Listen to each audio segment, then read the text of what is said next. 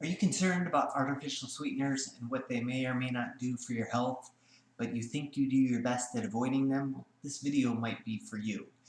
Hello, I'm Dr. James Bogash, publisher of Modern Health Myths, and today we're going to talk a little bit about a study done on what we would generally consider low-calorie or no-calorie sweeteners, things like Splenda, which is also known as sucralose, aspartame or NutraSweet, acesulfame K or acesulfame potassium, as well as stevia, which is a pretty common sweetener. The artificial sweeteners, which does not include stevia, I am very strongly against. We can't, the data just isn't, any of the research that has been done on artificial sweeteners continues to support the idea that they're not good for us. They contribute to weight gain, contribute to diabetes. They are not doing what people generally think they are doing. I am less concerned about things like stevia, but I typically recommend that they are used as a transition type of sweetener. So not a place that you hang out. You can use it to cut back on your need for sweet, but ultimately we just need to get used to not having as much sweet. That's the big problem. And artificial sweeteners, and stevia included, do not help us get past that desire for sweet. But we use them in everything. And that's the big problem, is that artificial sweeteners are very pervasive in just about everything that we have. They can be, most gum contains artificial sweeteners. Obviously we have diet drinks. We just sneak them in every little thing if you're not careful. But just how much do we sneak them in? This particular study it gives us an idea of just how prevalent they are, even when we think we're trying to avoid them.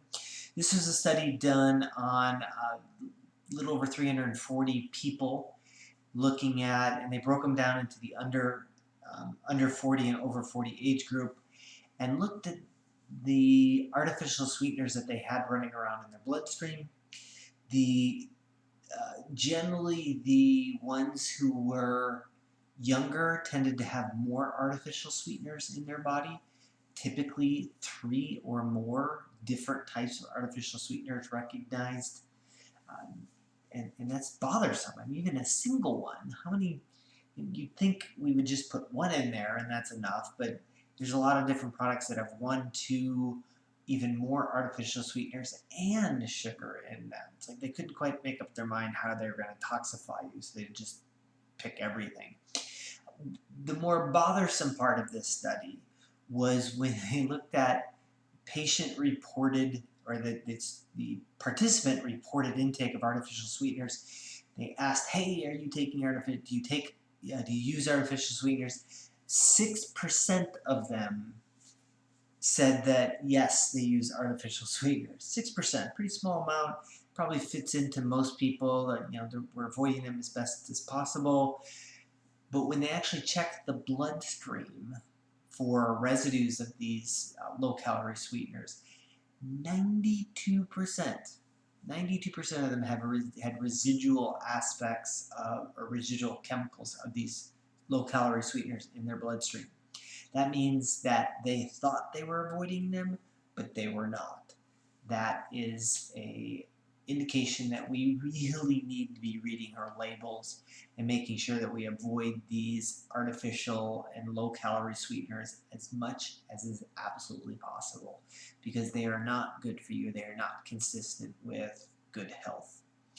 So as always, I will post the link to this particular study in the comments, and please like this video, share it with somebody who you think needs the message, and subscribe to the channel.